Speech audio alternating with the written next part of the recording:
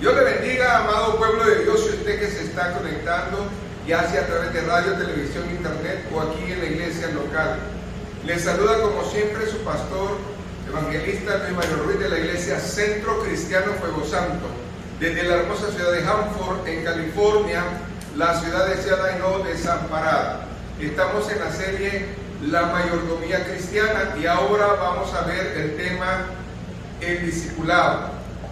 Abra su Biblia al Evangelio de Mateo, en el capítulo número 16, y vamos a irnos, hermanos, al verso número 24, donde el Señor Jesucristo, después de que Pedro hace la confesión de que Jesucristo es el Cristo, el Hijo del Dios viviente, les invita a los discípulos a tres cosas que hoy vamos a aprender en uno de los tres ejemplos de invitación que Dios nos hace. Así de que la palabra se va a leer en el nombre del Padre, el Hijo y el Espíritu Santo. Entonces Jesús dijo a sus discípulos: si alguno quiere venir en pos de mí, niéguese a sí mismo y tome su cruz y sígame. Vamos a orar. Buen Dios y Padre, ahí está tu palabra, el consejo. Nos estás haciendo una invitación de tantas que hiciste en tu palabra para que nosotros entendamos. Ábrenos, Señor, los sentidos espirituales en Cristo para que podamos nosotros aprender y saber que tú, Señor, has diseñado tu cuerpo con funciones para que te glorifique. Y yo deseo, Señor, glorificarte. Es mi deseo. En el nombre de Jesús, el pueblo dice: amén. Puedes sentar. Deseo explicar algo. Muchas iglesias están hoy en día en un afán de traer cada domingo o muy seguido salmistas y predicadores invitados. Y la palabra es la palabra, amén. Alabar a Dios es alabar a Dios. Pero realmente una iglesia no crece escuchando un predicador invitado o un salmista o cantante todos los días de culto. Eso lo hacen solamente los creyentes. Y los que no se quieren profundizar, los que no se quieren afirmar en las cosas de Dios, les gusta eso. Pero yo le quiero decir una cosa: la iglesia se afirma con la palabra y con el discipulado. Usted no se va a afirmar oyendo a uno aquí, a otro allá. Usted se va a afirmar cuando alguien lo siente y le enseñe palabra de Dios. Gloria a Dios. Si a usted le predican palabra de Dios, es bueno, pero no es suficiente. Amén. No es suficiente que usted escuchó, que se sintió alegre ese día y luego sigue igual. Eso no es suficiente. Lo que necesita usted es afirmarse. Así de que la iglesia no nació por casualidad, yo no creo eso. Cristo la fundó con un propósito. Y ese propósito, hermanos, es que estaba escrito que el Señor iba a rescatar la humanidad. Pero no solamente eso, sino que la iba a usar para su fin. Y eso es lo que la palabra del Señor a mí me enseña. Ahora bien, Jesús estableció un principio cuando dijo que donde dos o tres estuvieran congregados en su nombre, ahí va a estar Él. Pero haciendo ¿qué? Proclamándolo. Si usted proclama el nombre de Dios, Él ha prometido que va a estar con nosotros. Proclamar el nombre de Dios no es acercarse a una iglesia, sentarse en una iglesia, oír palabra de Dios, oír cantos, aplaudir. Eso está bien, pero eso no le hace a usted un discípulo de Dios. Un discípulo de Dios va más allá de lo que usted normalmente hace. ¿Y por qué? Porque para ser discípulo de Dios necesitamos dos cosas. La primera, entender la salvación. La segunda, un compromiso con Dios. No conmigo, no con el pastor, con Dios. Y si usted entiende esa palabra, entonces usted va a tener algo que buscamos, y es temor de Dios. Y cuando hay temor de Dios, todo comienza. Entonces, muchas iglesias piensan que Cristo está en ellas y probablemente tengan la palabra. ¿Podrá estar la palabra? Sí, pero no el Espíritu Santo. ¿Sabe por qué? Porque nosotros no incluimos a Dios en todas nuestras actividades. Nosotros hacemos las cosas como nosotros creemos que van a salir bien. Nunca le pedimos parecer a Dios. Simplemente planeamos sin ver el resultado. Y cuando Dios convoca, es porque necesita Él que usted entienda de que hay algo que falta. Dios nunca va a convocar a su pueblo para decirle lo mismo. Hasta este día yo no he visto, amén, que cuando el pueblo de Dios se convoca, Dios actúa igual. Dios no reparte el mismo alimento. Dios tiene suficiente. Denle un aplauso al Señor.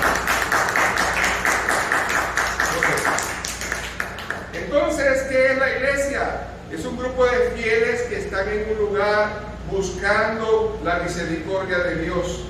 ¿Por qué? Porque a este grupo le llamamos nosotros ¿qué? Iglesia. En el Antiguo Testamento vemos que Dios levantó un pueblo. ¿Cómo se llamaba? Israel. Y ese pueblo está en el Antiguo Testamento. En el Nuevo Testamento vemos que nació algo diferente y fue la iglesia. Pero cuando escudriñamos las epístolas de Pablo me enseñan a mí que Dios hizo de estos dos pueblos uno solo, y que este grupo le llamó su iglesia. Así de que ya no hay más griego, ya no hay más judío, ya no hay más siervo, ya no hay más libre, todos somos uno en Cristo. Así de que si nosotros vemos esa dimensión, vamos a estar seguros de que Dios va a trabajar en eso. Muchas personas vienen a la iglesia pensando que esto es local. Esto no es local. Esto es por la eternidad. Usted no ha entendido esa parte.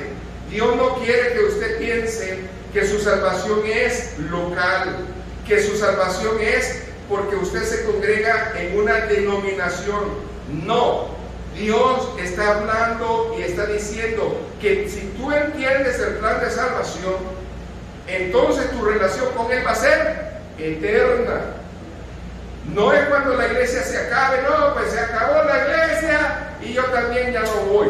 No, la relación con Dios es eterna, porque Dios quiso formar un grupo de fieles para que le sirvieran siempre. Entonces, lo más importante que hay que aprender es no enamorarnos del templo. No se enamore de su congregación. No se enamore de qué tan bonito se mira o grande el templo, qué tantos efectos especiales tenga. Enamórese de la iglesia, porque usted y yo somos templo y morada del Espíritu Santo. Allí es donde Dios realmente habita. Un día que no podamos reunirnos en este edificio, se va a acabar la iglesia. Usted diga, no, pastor, porque el templo del Espíritu Santo soy. Dígalo, soy yo. Amén. Entonces, mientras yo siga adelante, Dios es bueno. A pesar de eso, los fieles activos siempre salen a deber. La palabra me enseña a mí que hay, fíjense bien, dos clases de siervos: los activos y aquellos que están, hermanos, efectivos. Hay una gran diferencia entre ser un siervo activo y un siervo efectivo. Y lo podemos ver en el ejemplo de Marta y María. ¿Se acuerdan? Marta es un tipo de miembro activo. Siempre está en todo en la iglesia y se pierde todo. ¿Por qué? Porque nunca se llena. Siempre está vacío. Siempre está vacía esa persona y no hay lugar de que se llene.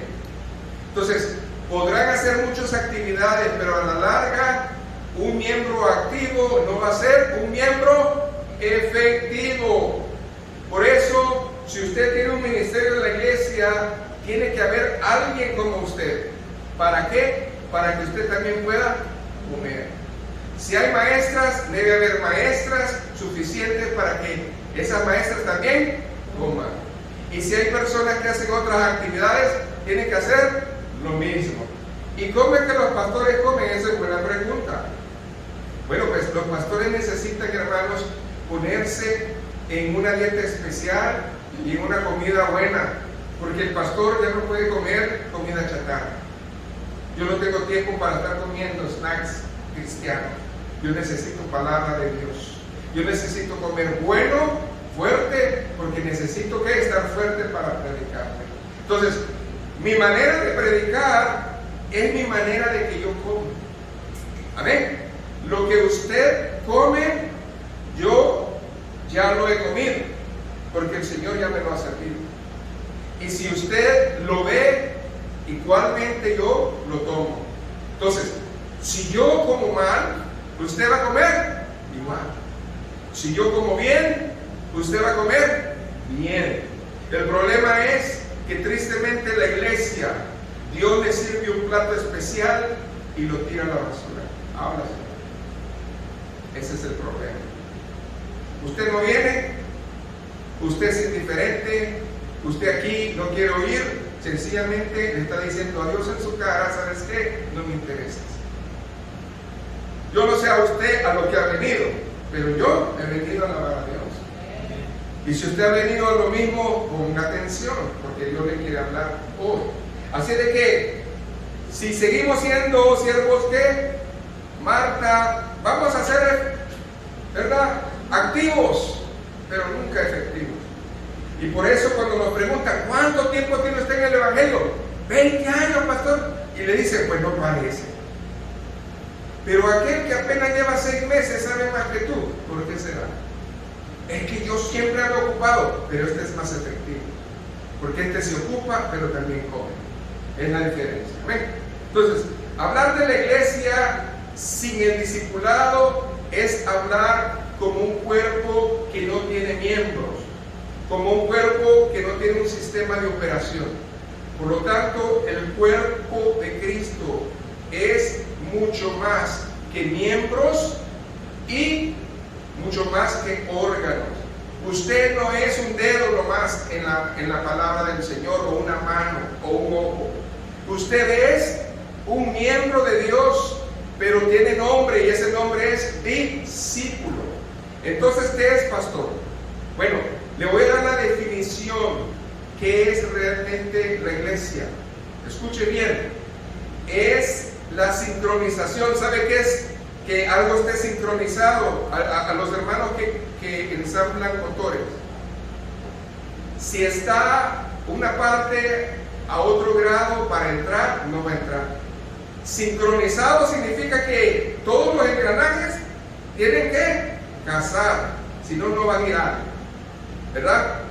Todo el sistema de Cristo va operándose de una manera integrada para lograr un fin común. ¿Cuál es? Predicar el Evangelio.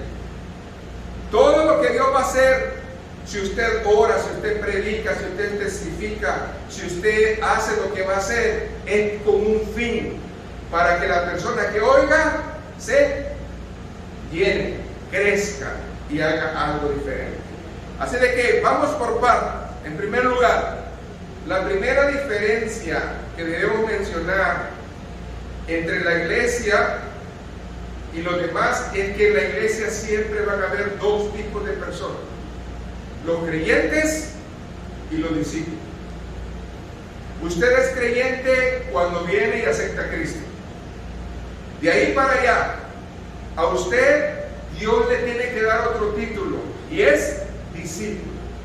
Ahora bien, el problema es que nosotros nos hemos acostumbrado a venir a una iglesia y a ser creyentes.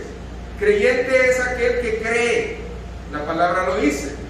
Usted cree en Dios, ese es un creyente. pero usted no está comprometido con Dios. El día que usted diga, yo te voy a obedecer, da el paso de obediencia. ¿Cuál es el paso de obediencia? El bautismo. Y luego del paso de obediencia, yo necesito discipularme, que me enseñen a caminar en Dios. Porque si no me enseñan a caminar con Dios, es muy difícil. Y si usted está en una iglesia que cada rato viene una persona a predicar nueva, nunca se va a firmar. Porque nunca usted crece. Y Dios lo que quiere es que usted crezca. Ahora bien, ¿cómo yo doy el paso de creyente a discípulo? Bueno, la palabra que yo estoy buscando es Señor. Y la palabra Señor en griego significa keiros. Keiros. ¿Y sabe qué significa keiros en griego? Señor, amo o dueño. Si yo creo que Dios es mi Señor, mi amo y mi dueño, entonces yo estoy listo para comenzar un discipulado. Porque si yo digo que Dios es mi Señor, mi amo y mi dueño, y usted es lo que hace todos los días lo que quiera, usted es un creyente. Usted no ha nacido de nuevo. Muchos no han entendido que dice la palabra de Dios que hasta los demonios creen y temen. Amén. Eso de que hasta los demonios creen y tiemblan. Pero si yo nomás me quedo con eso de, sí, yo creo en Dios, eso no me ayuda mucho si quiero hacer algo aquí en la vida. Por lo tanto, yo debo de ser de esa manera. Un creyente, al no reconocer a Jesucristo como su Señor, como su amo o como su dueño, entonces a mí me dice que no está entregado a Dios. Por eso todavía habla mal, por eso todavía tiene, ¿verdad?, raíces de amargura, por eso todavía está en sus delitos y pecados, porque no ha dado su vida a Él. El compromiso no lo ha dado. Usted puede confesar a Cristo, pero si sus hermanos, dijo Cristo, por sus frutos, pero si sus frutos dicen lo contrario, ¿quién se está engañando? Cuando usted fracasa, lo primero que le echa la culpa es a Dios. ¿Dónde estaba Dios? La pregunta es, ¿qué eras tú? ¿Un creyente o un discípulo? Porque si tú eras un creyente, entiendo de que ninguno se afirmó. Amén. Pero si tú eres un discípulo, Dios necesita tratar en tu vida. Y todo lo que no podemos, se lo llevamos a Él. Amén. Entonces, preguntémonos primeramente, ¿qué es el problema? Y a veces lo más difícil es decir, yo soy el problema. Porque es bien fácil, hermanos. Yo tengo 10 dedos, yo los apunto a ustedes. Ningún dedo me apunta a mí. Amén. Así somos nosotros. Por eso Dios no nos quiere ¿en el qué? En el trono de justicia. Dios nos quiere en el trono de gloria. Entonces, quiero pues hablar un poquito de los ¿qué? Discípulos. Y para eso voy a poner varios ejemplos o varios textos para que usted vaya entendiendo por qué es importante ser discípulo. Amén. Dios de algo esté seguro. ¿Cuántos creen que Dios nos ha llamado? Levanten la mano. Todos tendríamos que levantar la mano, porque usted, si fue salvo, no fue para sentarse. Créame que Dios no lo va a invitar a usted a ver Netflix, ni tampoco lo va a invitar a usted a jugar dominó. Dios lo ha llamado porque Él cree en su llamado. Dios lo ha llamado para hacer cosas grandes. Y nosotros debemos de entender que somos parte de ese plan divino de Dios. Por eso, cuando Cristo vino, hermanos, Él escogió, ¿qué, hermanos? Hombres, sí, pero ¿cómo lo llamó? Discípulos. Si los discípulos, hermanos, no fueran necesarios en la iglesia, entonces ¿por qué Dios los llamó? Quiere decir que la iglesia no se puede divorciar de los discípulos, porque desde el principio Cristo estableció esa ley. Cristo estableció creyentes, discípulos. Ahora bien, yo necesito entender esa parte. A pesar de ser discípulos, tuvieron que aprender. Y es en el proceso donde Dios lo fue cambiando. Así de que el discípulo que Jesús escoge tiene identidad propia. No quiera compararse con el vecino. Nadie va a tener el mismo don ni va a ser usado igual. No pretende imitar a nadie, sea usted, porque Dios lo ha hecho tan original como se mira. Un aplauso al Señor. No hay otro igual. No importa lo que diga. No existe otra persona igual. Hasta cuando cantan se ve el diferente tono de voz, ¿verdad? Eso es algo importante. Por lo tanto, Dios desea que usted y yo seamos, hermanos, iguales. ¿En qué? En amor. Pero nunca iguales en la esencia, ¿verdad? Porque Jesús tiene algo preparado. Quiero hacerles esta pregunta. Cuando usted recorre los evangelios, Mateo capítulo 5, estamos hablando de las bienaventuranzas. Antes de que Cristo diera las bienaventuranzas, tuvo que pasar una serie de procesos. Quiero que lo recordemos rapidito. Lo primero, dice que Él venía ¿de dónde, hermanos?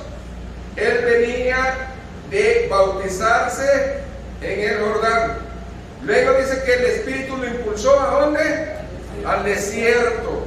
Y ahí 40 días lo pasó y después de ahí lo llevó a un monte donde impartió esta palabra de revelación al pueblo y le dio las buenas nuevas de salvación. Si nosotros retrocedemos más en la Biblia y nos vamos al Antiguo Testamento, vamos a hallar un personaje que se llamaba Moisés. ¿Qué fue lo que pasó antes de que Moisés soltara la palabra en el monte? Tuvieron que pasar eventos en su vida también. ¿Sí o no? Primeramente, dice que fue liberado el pueblo, cruzó el Mar Rojo, caminó en el desierto, subió al monte Sinaí y luego le repartió la ley. Entonces, el discípulo ve a Cristo a través de su vida. Aquel que me diga que el discipulado es un tiempo corto, no ha entendido qué es ser discípulo. Cristo estuvo con sus discípulos hasta la muerte. Y luego resucitó y estaba con sus discípulos. Eso significa que el discipulado es una carrera eterna. Usted nunca va a dejar de ser discípulo de Cristo. Siempre va a ser discípulo de Cristo. Porque nadie, hermanos, lo sabe todo. Yo todavía no sé nada. Mucho. Entonces, seguimos aprendiendo en esta bendición. ¿Estamos preparados para ir al cielo? Usted dice, sí, pastor, yo estoy. Pero lo que el Señor te va a decir es, ¿qué hiciste de lo que yo te di? Porque eso es lo que les estaba pidiendo a los discípulos. Por eso los enfrentó, los confrontó. Cuando tenía que exhortarlos, los exhortaba o no. Cuando tenía que decirles que los amaba, los amaba. Cuando los tenía que servir, los sirvió. Ese es el Señor y el ejemplo que nos da. Ahora bien, vamos pues a esta bendición. El primer ejemplo de un llamado al discipulado lo tenemos en el texto original que está en Mateo 16, 24 y 25. ¿Lo tiene? Ahí está. Quiero que usted vea este llamado. Y este llamado es a 3 tiempos. Escuche bien qué es lo que Dios está pidiendo en este llamado. Dice la palabra del Señor. Entonces Jesús dijo a sus discípulos, si alguno quiere venir en pos de mí, aquí están las 3 condiciones. La primera, niéguese a sí mismo. Tome su cruz y sígame. 3 cosas. No es solamente el hecho de venir a decir, sí, Señor, yo te voy a seguir. No. Depender de Cristo toma una carga en la vida. Y luego necesitamos seguirle sin negarlo, no renegar. Ahora bien, ¿qué dice el verso 25? Porque todo el que quiera salvar la vida, la perderá. Y todo el que pierda su vida por causa de mí, la hallará. También quiero que veamos este pasaje en dos grupos. Aquí también hay dos grupos cuando Cristo hace el llamado. El grupo de los que no podían seguirlo e inmediatamente renunciaban. ¿Amén? Muchas veces Cristo le dijo, sígueme, y hubieron excusas. Inmediatamente dijeron, no puedo. ¿Amén? Entonces, ¿qué es lo primero que el texto nos enseña? Lo que el texto a mí me enseña es que Cristo está haciéndonos un llamado. El llamado viene de Dios y es genuino. Pero lo primero que le pide Dios a uno es negarse a sí mismo. ¿Se acuerdan qué significa Señor en griego? Significa Señor, significa amo. ¿Amén? ¿Se acuerdan? ¿Por qué es importante entender esa parte, hermanos? Porque si usted no lo entiende de esa manera, pues es muy difícil. Así de que, si yo no entiendo qué significa eso, es muy difícil de que yo camine a la bendición del Señor. Amén. Entonces, fíjense bien, necesitamos ser cristianos efectivos, no solamente cristianos activos. Usted dice que lee la Biblia, amén. Usted dice que ora, amén. Usted dice que viene a la iglesia, amén. Eso es un cristiano activo. Pero eso no es un cristiano efectivo si usted no ha cambiado. Amén. ¿De qué sirve que usted haga todo eso si su vida sigue igual? Eso es un cristiano activo, pero nunca efectivo. Ahora bien, para que nosotros tengamos claro eso, debemos de seguir el segundo paso que el Señor nos pide, tomar la cruz. Cuando yo le pregunté al Señor, a ver, ¿cómo puedo explicarle a la iglesia qué es tomar la cruz? Y tomar la cruz es un símbolo, ¿ok? ¿Y qué es el símbolo? De que yo me estoy negando a mí mismo. Y eso va a crear en mí una marca que todos la van a ver. ¿Por qué? Porque en el día que usted cambie, la gente lo va a señalar. Tú eres diferente. Hay una marca, hay un sello, y ese es el sello de las armas del Espíritu Santo. Denle un aplauso al Señor. Eso es lo que el Señor nos da cuando nos sella. ¿Amén? Y ese sello del Espíritu Santo es claro. Así que si usted desea llevar su cruz, es negarse. Muchas veces yo le preguntaba al Señor, ¿pero qué es tomar la cruz? ¿Es una carga impuesta por ti? No. Es negarte. ¿Sabe por qué se nos hace muy grande la carga? Porque nosotros queremos meter en nuestra mochila todavía nuestras malas mañas, la manera de pensar. Todo lo oculto acaba igual y es pesada la carga. Pero cuando nosotros nos negamos a nosotros mismos, nos quitamos todo el peso. Entonces la carga es liviana. Pero hay algo que no van a vernos a nosotros con una cruz literal. Lo que van a ver a nosotros es una marca, un sello que dice, este es hijo de Dios. Sí, este cristiano ha cambiado. Entonces la gente no va a dudar, la gente va a afirmar que usted está marcado. Y eso es hermoso. Y la tercera, que debemos de seguirlo. ¿Cómo? Sin renegar. Y eso es obedecer a sus preceptos, obedecer a su palabra, no obedecerla a medias. ¿Quedó claro el primer ejemplo? ¿Está claro? 3 cosas nos pide Dios en el primer llamado al discipulado. Vamos a ver el segundo ejemplo. Váyase a Lucas, en el capítulo 14. Y voy a leer el verso 25 al verso 27 y por último el 33. Lucas capítulo 14, verso 25 al 27 y por último el 33.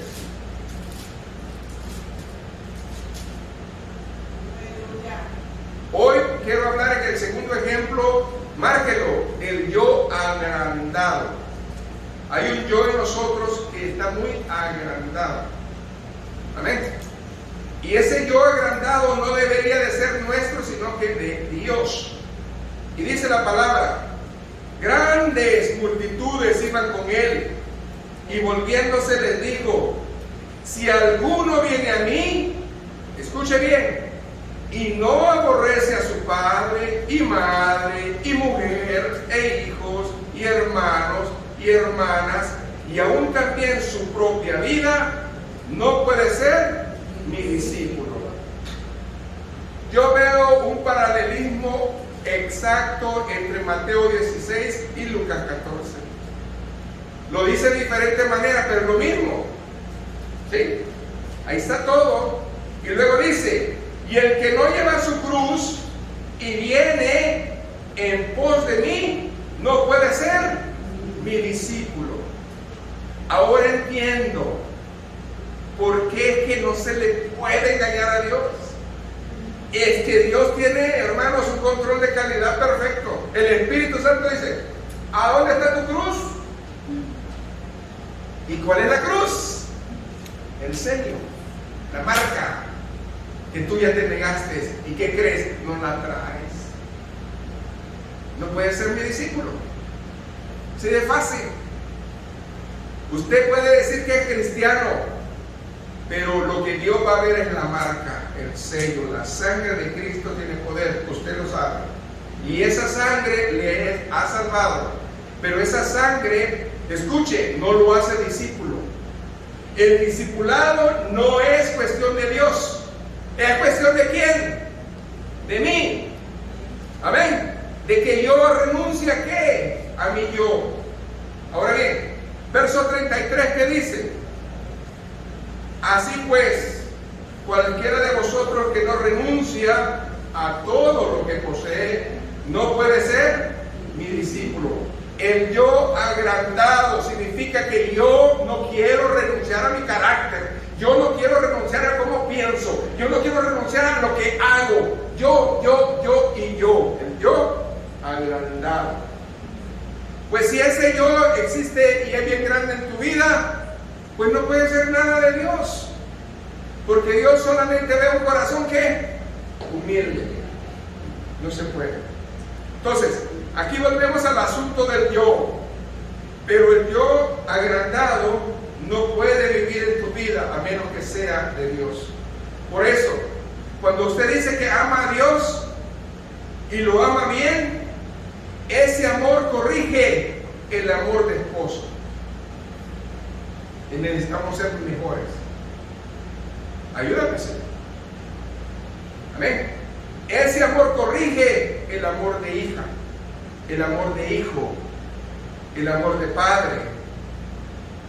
Cuando yo amo a Dios, Dios corrige mi amor a los demás, porque yo puedo amar a mi prójimo. Mientras que yo no tenga ese amor en mí, yo no puedo corregir el yo que yo le llamo agrandado en mi vida, y puedo bajar las manos y decir, te perdono. No puedo, porque existe esa muralla en mí que no me deja ser humilde, y Dios me quiere quebrantar, pero yo no lo quiero dejar. Entonces no eres discípulo, eres creyente. No puedes hablar a la gente lo que no es. Tú tienes que verte al espejo y decirte, yo no soy discípulo, yo soy un creyente. Y mira cuántos años tengo, cuántos meses tengo de ser cristiano y estoy sin caminar. Eso es lo que pasa. Ayúdanos, Señor. Entonces estas palabras no se pueden cumplir a menos que amemos al Señor. No podemos podemos hacer nada si no amamos al Señor. No podemos ser discípulos de Cristo si no estamos haciendo honor, si no sentimos orgullo de ser cristianos. ¿Cómo vamos a decir que somos cristianos y ni siquiera la boca hablamos para decir algo a Dios? Y eso es triste. Por eso no podemos tener vergüenza. ¿Qué es tener vergüenza? Cuando usted calla o cuando su testimonio es muy ajeno a lo que un cristiano debe ser. Eso es. Aparte de eso, tomar su cruz es sentirse orgulloso que estamos nosotros honrando a Cristo. ¿Cuántos nos sentimos orgullosos? Porque si usted se siente orgulloso de ser cristiano, entonces usted ha entendido que es un discipulado. Amén. Ahora bien, vamos a ver, hermanos, en este pasaje de Lucas 14, dos parábolas que nos compara, y yo he enseñado y me han enseñado y usted ha aprendido estas dos parábolas y se las sabe de memoria. Ese no es el problema, que se las sabe de memoria. La aplicación. Hoy vas a ver cuál es la aplicación. Porque si usted sabe cuál es la aplicación, entonces usted va a tener cuidado. Váyase pues ahora al verso 28 al 30. La primera parábola que ahí habla es acerca de que alguien está construyendo. Amén. Lucas, ahí estamos en Lucas 14, del 28 al 30. Ahí estamos, y es la primera parábola que está paralela al pasaje que estamos hablando. Y dice: ¿por qué quien de vosotros, queriendo edificar una torre, no se sienta primero y calcula los gastos a ver si tiene lo que necesita para acabarla? No sea que después que haya puesto el cimiento y no pueda acabarla, todos los que le vean comiencen a burlarse de él, diciendo: este hombre comenzó a edificar y no pudo acabar. Y la segunda está en el verso 31 al 32 y habla acerca de estrategia de guerra. ¿O qué rey, al marchar a la guerra contra otro rey, no se sienta primero y considera si puede hacer frente con 10,000 al que viene con él con 20,000? Y si no puede, cuando el otro esté todavía lejos, le envía una embajada y le pide condiciones de paz. La pregunta es: ¿cuál es el fin de las dos parábolas? ¿Por qué Cristo nos le enseña a nosotros para el discipulado? Porque en las dos situaciones debemos de pensar en nuestras decisiones. ¿Usted quiere ser un discípulo del Señor? Entonces, mire cómo edifica y mire cómo pelea en el Señor. ¿Quiere ser un discípulo del Señor? Usted no se puede quedar nomás: ajá, pastor, a ver qué pasa. Sí, no. Dios te exige que tú te hagas cargo de lo que vas a edificar y de lo que vas a pelear en el Señor. Por eso, si usted está construyendo su testimonio y lo está enlodando al mismo tiempo, lo que va a venir pasando es que el día que usted quiera guerrear espiritualmente, el enemigo, ¿qué va a hacer? Te va a burlar. Sí, fácil. Así de que, hermano, tenga mucho cuidado cómo habla y qué dice. ¿Qué es lo que está haciendo en su casa? ¿Qué es lo que está haciendo con su vida? Porque Dios, hermanos, nos está diciendo: eres mi discípulo, tienes que amarme más a mí. Amén. Y a todos. En segundo lugar, te voy a dar a ti estrategias. ¿Cuáles son las estrategias? Edificar y pelear. ¿Verdad? Entonces, a mí me quedó bien claro esta enseñanza. Yo no sé a usted, pero yo la he entendido. Gloria a Dios. Renunciar, pues, a las cosas del mundo es lo que Dios pide y seguirlo a Él. Ahora bien, ¿qué otra cosa necesitamos para ser discípulos? No solamente amar, sino servirlo con amor. Hay dos maneras de servir. Usted lo sabe.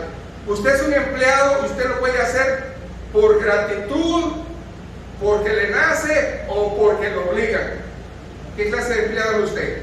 Pues a mí, pastor, porque me obligan, porque ahí donde trabajo y ya comienza. Ya me tratan bien y esto y lo otro. Bueno, aunque no lo traten bien, el Señor nos manda a hacer las cosas por amor, como para Él, Señor. Amén. Entonces, si usted hace las cosas bien como para el Señor, usted no se está fijando lo que otros hagan. Usted, fíjese en Cristo. Ahora bien, gloria a Jesús. Estamos en Lucas, váyase al capítulo 9. Le voy a dar este otro ejemplo. Verso 48 al 50. Cristo nos llama para ser como Él es y no para ser como nosotros queremos. Esa es la gran diferencia. Este pasaje tan sencillo y corto nos va a explorar nuestro carácter, porque este es el síntoma que tenían los discípulos, el yo agrandado. Ahora fíjese bien, y le dijo: cualquiera que reciba a este niño en mi nombre, a mí me recibe, y cualquiera que me recibe a mí, recibe al que me envió, porque el que es más pequeño en todos nosotros, este es más grande. Bueno, y el discípulo más pequeño, el que estaba más cerca de Cristo, ¿qué discernió? Escuche bien lo que acaba de decir el Señor. No solamente hay que amar al prójimo, sino que servir con amor. Entonces se le ocurre a Juan preguntarle esto, y vamos a ver si tiene alguna manera de entender si está entendiendo Juan o lo agarró de otra manera. ¿Qué dijo Juan? Entonces respondió Juan y dijo: Maestro, hemos visto a uno que echaba fuera demonios en tu nombre y se lo prohibimos porque no sigue con nosotros. Bueno, muchas personas se van de las iglesias, la mayoría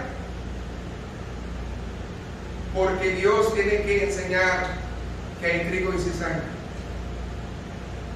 pero por otros es porque tienen un llamado. Otros Dios los manda a hacer otras cosas. O sea que no podemos nosotros decir que todo el que se va de una iglesia es malo, porque son diferentes circunstancias. Amén. Ahora, ¿cuál es esta circunstancia? La excepción. ¿Y por qué Dios permitió escuchar eso? Porque Juan dijo: nosotros deseamos la perfección, y el que no está con nosotros no está en la perfección. Pero Cristo me enseña algo. No importa si tú estás en otro país, en otro estado, no significa que no hayan cristianos de corazón. Entonces, ¿cuál fue la respuesta de Cristo?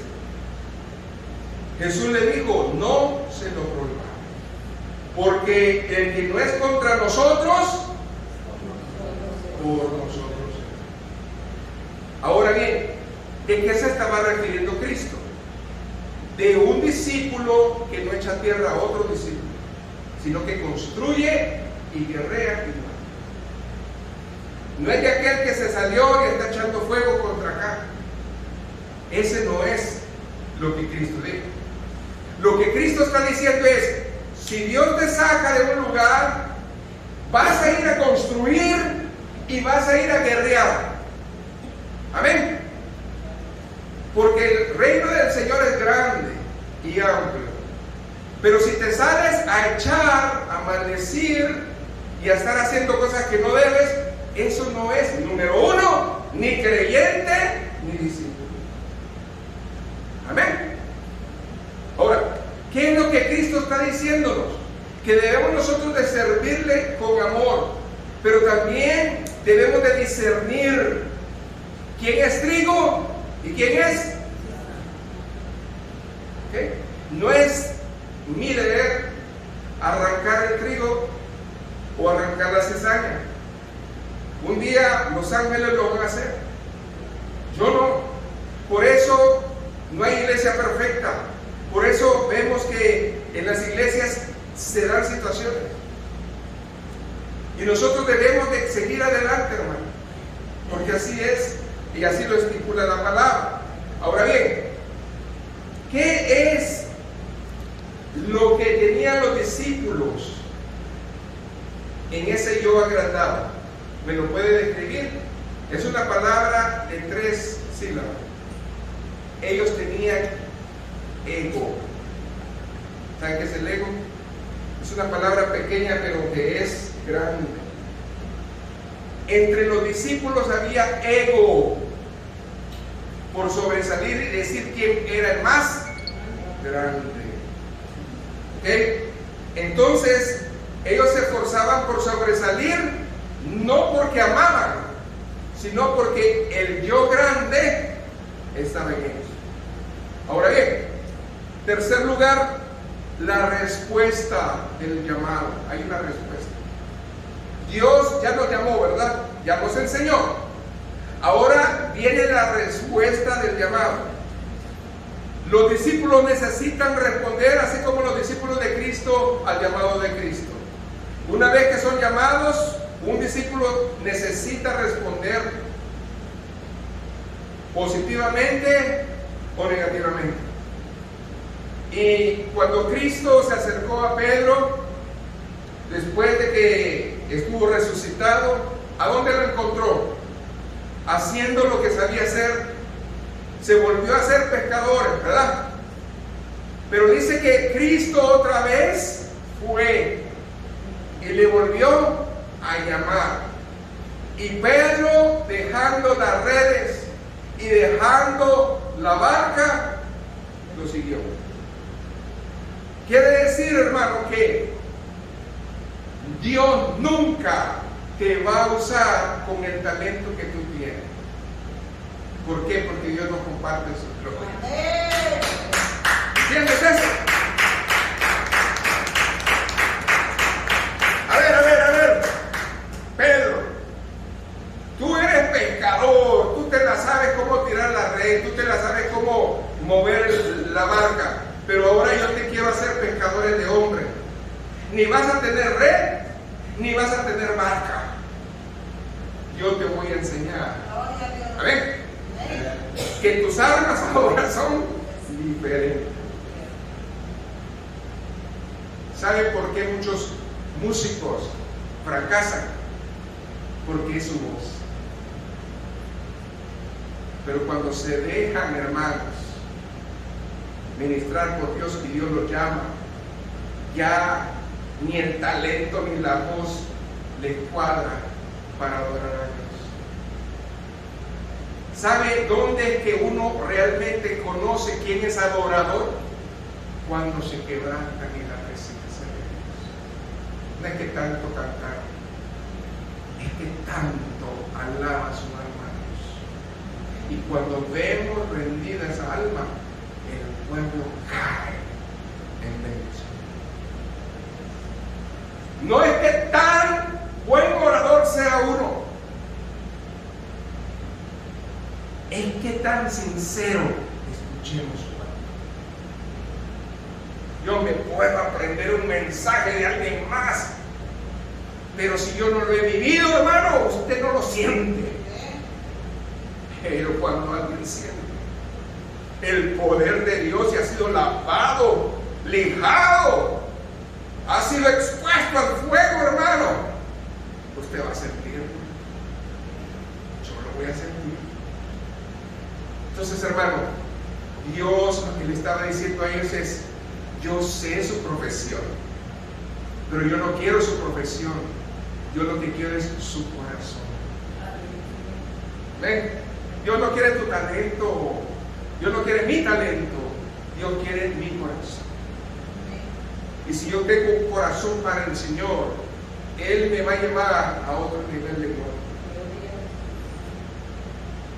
Yo siempre le dije al Señor: yo quiero ser evangelista, Señor, y mire dónde estoy. Aquí estoy de pastor. Es que el Señor no me va a usar donde yo quiero, donde yo creo que tengo mi don. ¿A dónde me va a usar? A donde Él quiere. Y si tú quieres, yo te uso. Y te uso en la enseñanza, ni siquiera pastor, maestro, pues. Tanto Dios. O sea, estamos en otros niveles. Pero si uno se deja moldear por el Señor, Dios lo va a rescatar. Aleluya. Así de que, hermanos, el discípulo nunca es heredero. ¿Ok? El discípulo nunca va a heredar el don del Padre, ni tampoco el discípulo se hace por accidente. Aquel que se pone no es por accidente. Una cosa bien clara voy a decir: el que se pone por el hombre lo puso. Pero el que Dios lo pone, hermano, se ve, porque Dios lo respalda. No importa que tú estés pidiendo que este lugar se cierre, no importa que tú estés clamando de que este lugar se cierre y se calle. Si esto es de Dios, hermano, prevalece. Porque yo he aprendido que dice el libro de Esther que respiro dará Dios de otra parte. Si tú no quieres, Dios ya tiene otro listo. Olvídate. Si yo no quiero, Dios ya tiene más. Así de que olvídese que usted es absoluto necesario. Olvídate de eso. El talento Dios realmente no lo quiere, porque Dios no comparte su gloria. Elvis Presley estaba en la iglesia y la iglesia se llenaba por su talento. El enemigo vino y le tocó el yo mayor a él. Y luego, ¿qué pasó? Se descarrió. Él tiene sangre judía. Elvis Presley era de origen judío. ¿Sabes eso? Con todo y eso, en su drogadicción, él quería ser adorador de Dios. Pero Dios hace mucho lo había desechado. ¿Y por qué lo desechó Dios? Porque el yo de él pudo más que él. Hermanos, no nos confundamos. Dios no nos necesita. Nosotros necesitamos a Dios. Amén. Gloria a Jesús.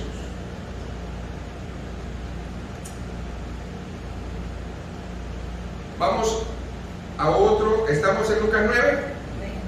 Váyase al verso 57 y 58. Aquí hay tres individuos que no lograron seguir a Jesús. Que no le pase a usted. El primer individuo, dice la palabra: y yendo a ellos, uno le dijo en el camino: Señor, te seguiré a donde quiera que vayas. Ay, cómo he oído esa frase yo. En este caminar de pastor he oído más de alguna vez que todo el pueblo ha dicho eso. Pero la pregunta es: ¿dónde está? Y luego dice: y le dijo Jesús: las zorras tienen guaridas y las aves de los cielos nidos, mas el Hijo del Hombre no tiene dónde recostar la cabeza. El primero que va a correr es aquel que está buscando una casa. Muchos llegan a las iglesias: pastor, pues yo toco en su iglesia, pero me tiene que dar tanto, si no, pues no puedo. ¿Amén? Así estamos hoy. Me estaba diciendo mi hermano que en Phoenix ponen anuncios: necesitamos adoradores, 150 por día, 200 por día. ¿Qué es eso, hermano? Eso es abominable. ¿Cómo que le ponemos precio a Dios? Necesitamos adoradores. ¿Realmente necesitas adoradores o músicos? Alguien que toque bonito para que tú estés sintiendo lo que no puedes sentir porque no tienes el Espíritu Santo en ti. Tú no necesitas efectos especiales, ni luna, ni nada. Lo que necesitas es humillarte ante Dios y lo vas a sentir. No, pero hermanos, vive Dios que no miente. 10 años hemos pasado en sequía y Dios nos bendijo con el coro que hay, porque ese coro no se ha movido. Denle un aplauso al Señor por ello. Sequía de qué? De instrumentos. Pero yo no puedo decir que no hemos sentido a Dios. Claro que lo hemos sentido.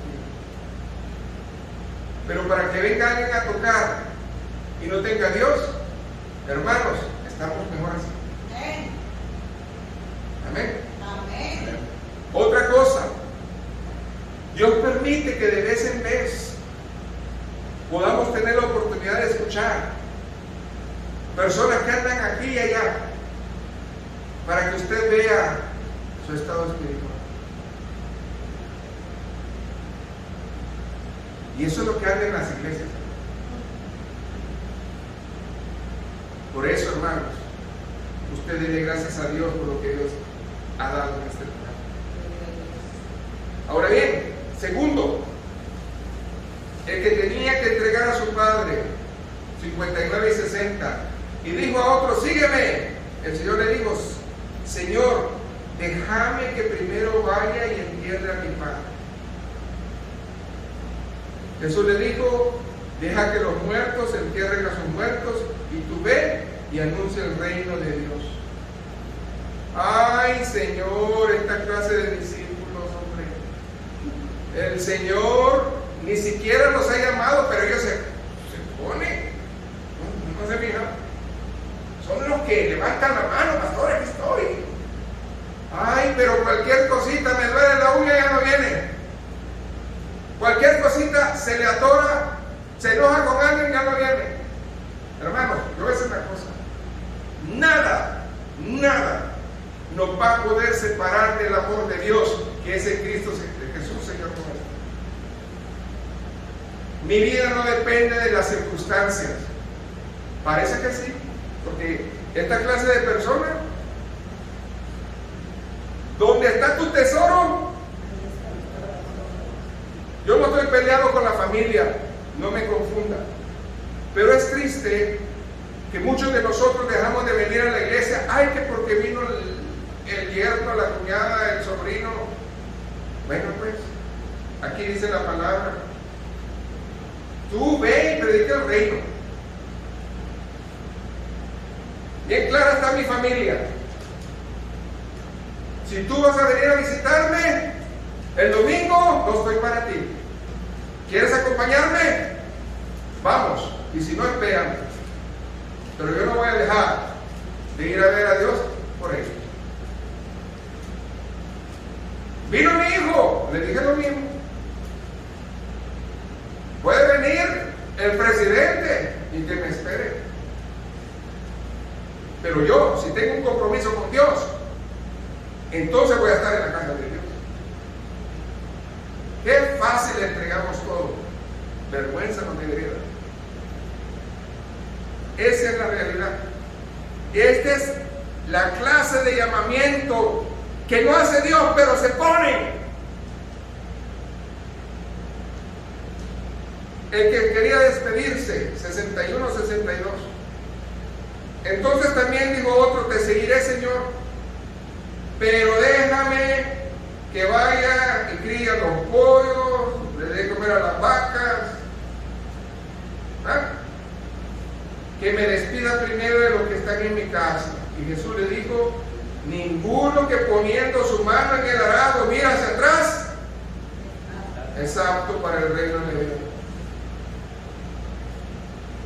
A ver, hermano, ¿usted quiere trabajar? Sí, quiero trabajar, pero ¿sabe qué? Pues, deme chance como unos 15 días, a ver si... ¿Qué me va a decir el patrón? Ven. ¿Quieres trabajar? Es la pregunta que le hacen a uno, ¿o no? Y usted que dice, sí quiero. Entonces, comienza. Y usted dice, no, pues en 2 días. Si usted al hombre no le dice no, menos al patrón,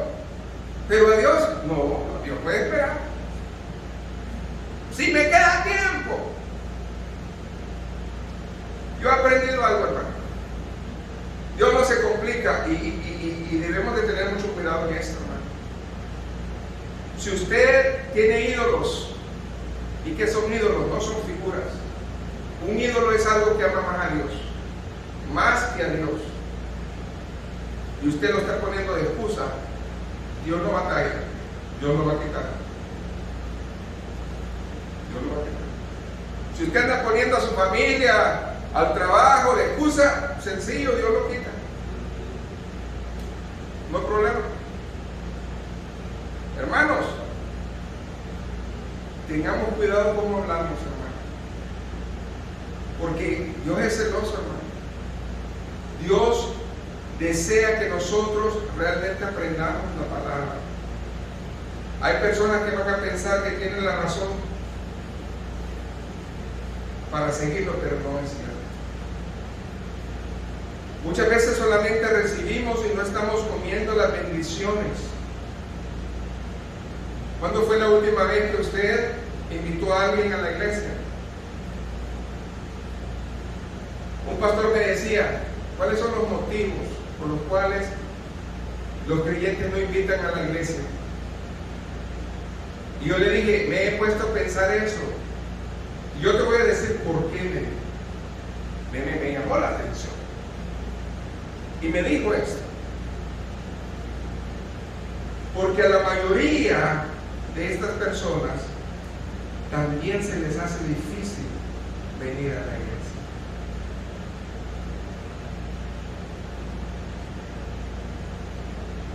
¿Cómo voy a invitar a Dios si yo antes quiero venir? Amén. Es cierto. Muchas personas tienen problemas con venir. Imagínense invitar, si ellos no pueden. Es difícil, hermano. Ya no se oye, dice una alabanza, llanto en los altares, ya no testificamos de los milagros. Hermano, si usted va a testificar, no sea necio. Testifique la gloria de Dios. Porque nosotros no nos edificamos, hermanos, con chisme. Vamos a edificar a Dios, lo va a hacer con bendición. Si no, eso no es testificar. La gloria de Dios, hermanos, se tiene que glorificar. Si usted tiene un testimonio de perder, háganlo. Amén. Porque Dios es fiel. La alegría, hermanos, de estar en Cristo ya no se mira en nuestros rostros. Parece ser que algo cambió. ¿Quién se está enfriando, Dios o nosotros? Usted podrá decir, es que mire, pastor, es el sistema en la iglesia. Usted podrá decir eso. Eso ayuda. Pero al final del día, la relación es personal. Usted decide si ese lodo se lo unta o se lo quita. Amén. El discípulo que ama y perdona. ¿Se acuerdan de la primera señal del discípulo? ¿Cuál es? Llevar la cruz. ¿Se acuerdan? El amor a Dios tiene que verse en el amor a los demás. Hay muchos que hacen en el reino bendiciones, pero no ayudamos a nadie. Y Dios desea que nosotros ayudemos a muchos. El amor nos lleva a una expresión máxima. ¿Sabe qué? ¿Cómo sabemos que nosotros amamos al prójimo? Usted me puede decir, dando, ayudando. No. ¿Cómo sé que yo amo al prójimo? Cuando yo decido perdonar. Ahí Dios está controlando mi amor. Porque los ricos dan y no dan porque quieren, simplemente porque quieren lucirse a tomarse la foto. ¿Pero? Y hay ricos que tienen y no dan. Y usted y yo que no tenemos, tampoco damos. Y otros que tampoco tienen, sí dan. Pero la verdad, hermanos, ¿dónde es que yo realmente demuestro el amor? Es cuando yo puedo perdonar. Porque cuando yo perdono, hermano, es que yo estoy diciendo, Señor, tú me perdonaste. Amén. Otra cosa que tiene que dar el discípulo son frutos. Fíjense que en Juan 15:8 dice que la gloria de mi Padre consiste en que deis frutos abundantes, y así vas a ser llamado discípulo.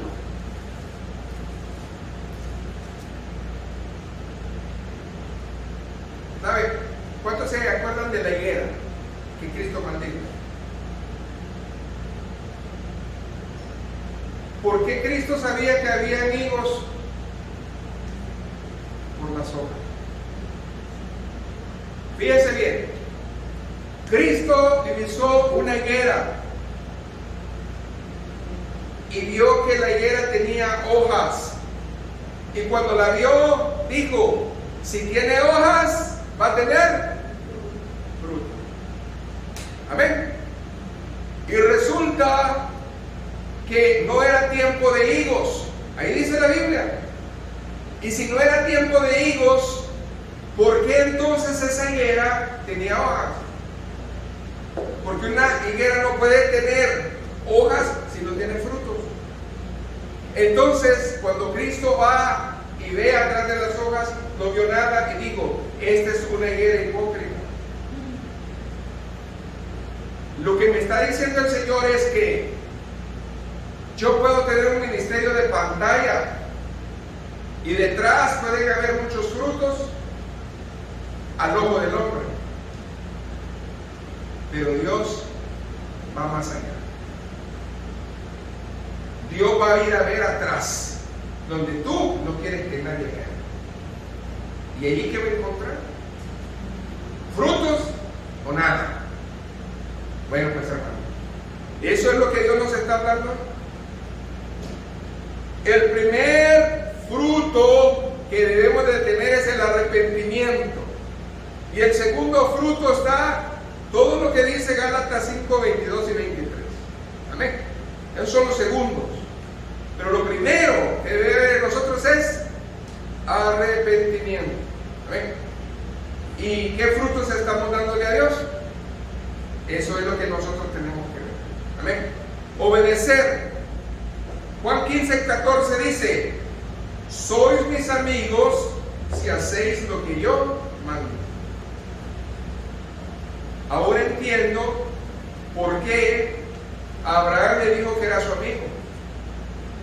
Porque cuando él le pidió a su hijo, obedeció. Amén. Ahora, ¿por qué usted no siente que Dios es su amigo? Sencillamente, porque usted no es obediente. Pero si yo soy obediente, ¿por qué voy a decir que Dios no es mi amigo? Amén. Gloria a Dios. Claro que va a ser mi amigo. La obediencia es la base de la fe. Es la plataforma que proyecta algo de nuestro deseo y de nuestro querer ser. Si yo quiero hacer algo, hermanos, lo voy a hacer en la obediencia de Dios. Alguien también dijo alguna vez que la antesala de un gran milagro es obedecer. Jesucristo hizo muchos milagros por la incredulidad. Amén. Pero hoy en día Dios puede hacer grandes milagros por nuestra obediencia. ¿Cuánto necesitamos un milagro que Dios haga para creerle? Los cristianos no necesitamos eso. Pero Dios hace milagros cuando ve obediencia. ¿Cuál fue el gran milagro que Dios hizo en el tiempo de Noé? Salvarlos. ¿Por qué? Por su obediencia. Hoy en día se nos hace fácil criticar y desobedecer al que Dios ha puesto por cabeza por la iglesia. ¿Sabe qué? Muchas veces nosotros se nos hace fácil hablar del hermano, del pastor. Y yo le quiero decir una cosa.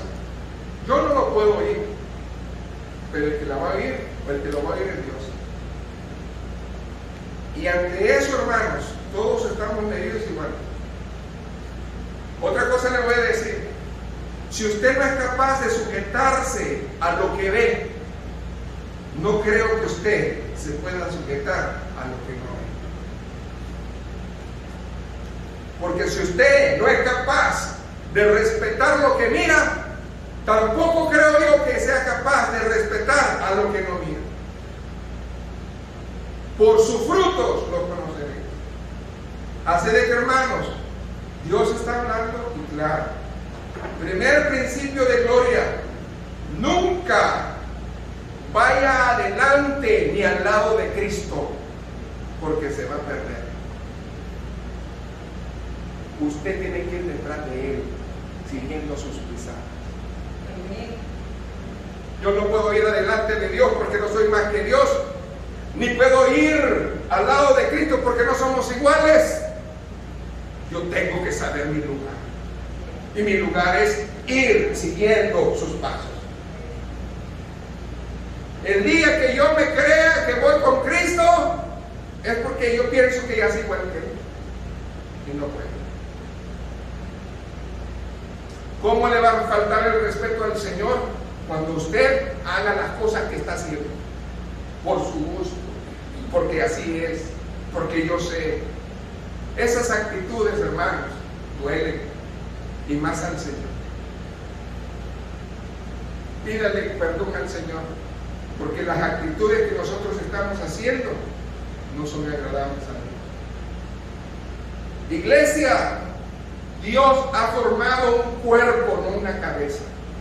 Usted no es cabeza, ni yo. Él es la cabeza. Y si Él es la cabeza, usted y yo atrás, caminando y viéndolo a Él. Es la manera que yo estoy viendo. En muchas ocasiones, los discípulos, dice la Biblia, que le siguieron y no sabían qué es lo que Dios estaba haciendo. ¿Se acuerdan el pasaje cuando les lavó los pies? ¿Qué dice ahí bien clara la palabra de Dios? Lo que hoy no entiendas, mañana lo vas a entender. Muchas cosas no las entiendo, Señor, pero yo te sigo igual. Yo te creo, porque mi trabajo es obedecerle. Amén. Es creerle. Otra cosa que los discípulos hacían es que oraban. La oración fue la única que les permitió ver el lado espiritual más profundo de Cristo. ¿Quiere conocer a Dios en lo profundo? ¿Qué hay que hacer? Métase con Él. Porque si usted dice que es íntimo del Señor, es porque ha tenido profundidad. ¿Se acuerdan del diamante? El diamante, para que sea diamante, tiene que tener tres cosas. Usted lo sabe. Lo primero que tiene que entender es que tiene que tener, ¿qué, hermanos? Profundidad. Un diamante grande no se encuentra en la superficie. Si usted quiere bendiciones grandes, no las va a hallar orando 2 minutos. Métase con Dios. Amén. Segundo lugar, para que un diamante sea diamante, necesita estar expuesto al fuego. Es que más fuego del Señor que su presencia. Porque aprendimos hace mucho tiempo que cuando se hacían los holocaustos, tenía que quitar también, ¿qué? Aleluya. Porque un altar sucio no prende. Denle un aplauso al Señor.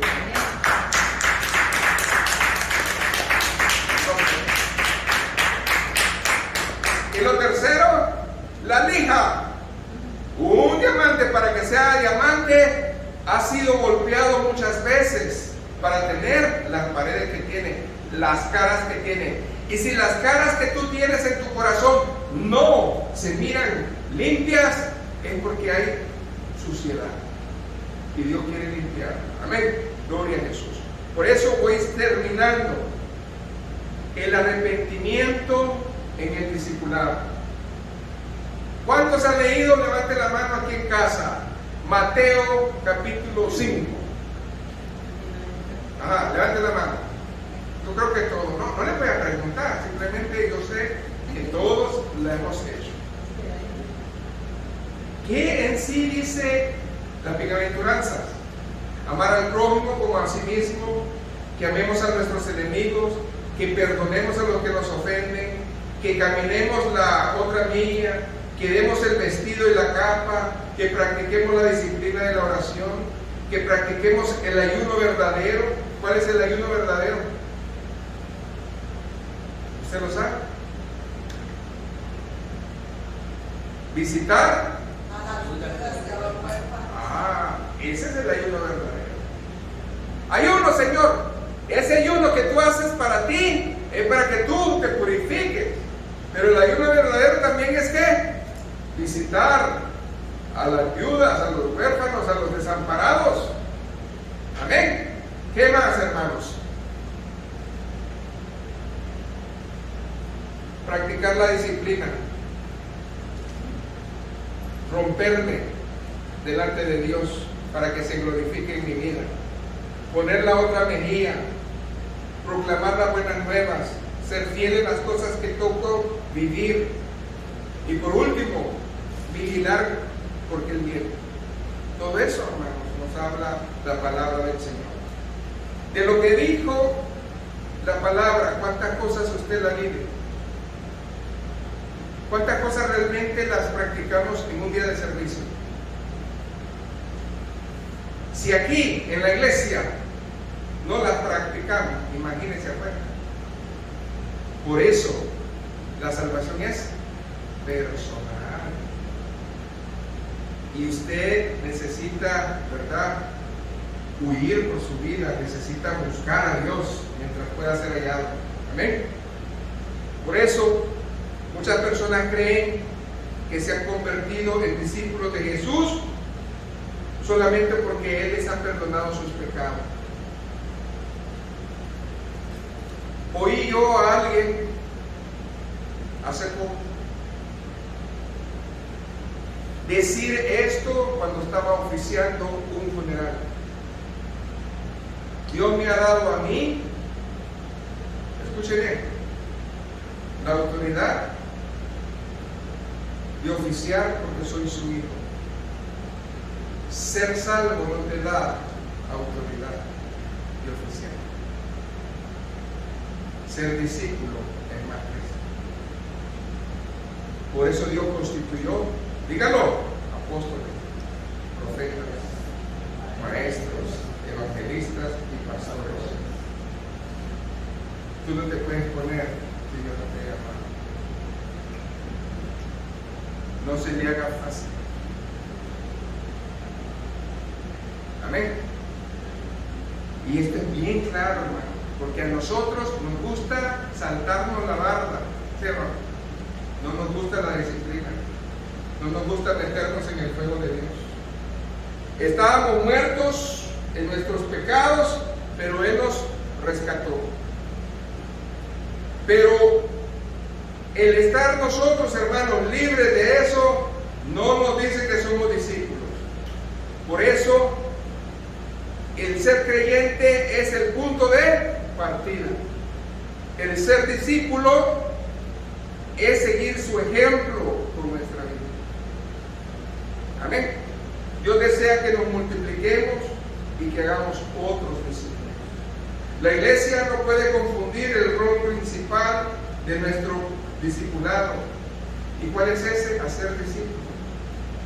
Hermanos, pidámosle a Dios que si todos nosotros seguimos creciendo, un día Dios nos va a despertar la necesidad de hacer otro discípulo, porque eso es lo que estamos haciendo.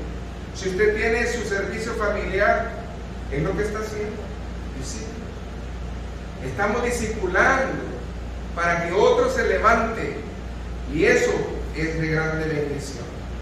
Una iglesia poderosa es aquella que es llena del Espíritu Santo y logra crear en todos el carácter de Cristo para llevar a otros ese mensaje poderoso de salvación. Voy terminando. Quiero hacerle estas preguntas en esta hora. ¿Dónde está usted y su relación con Cristo. ¿Cuánto usted ha crecido en esa relación? ¿Qué cosas le están distrayendo para ser un verdadero discípulo de Cristo? ¿Cuántos discípulos le gustaría alcanzar este año para Cristo? ¿Por dónde va a empezar? La respuesta es dando el paso que los discípulos hicieron. Venme aquí. Puesto de pie, vamos a ver. Buen Dios y Padre, he predicado tu palabra. Tú nos has hablado que es el discipulado. Deseamos, Señor, ser tus discípulos. Deseamos servirte, deseamos caminar, Señor, en tu obediencia. Que no haya, Señor, estorbo en nosotros, sino que bendición. Hoy comprendo y entiendo, Señor, que tan cerca o que tan lejos estoy de eso. Pero a la altura donde yo me encuentro, Señor, ahí tú vas a saciar tu diestra, Señor. Tú me vas a ayudar. Por eso yo te alabo y te bendigo. Deseo con todo mi corazón caminar, porque el discipulado es para la eternidad. Es una aventura de amor y compromiso que yo tengo hacia ti, Señor. Y deseo, Señor, que tú me des las fuerzas para cumplirla. Es mi deseo, Jesús. Amén.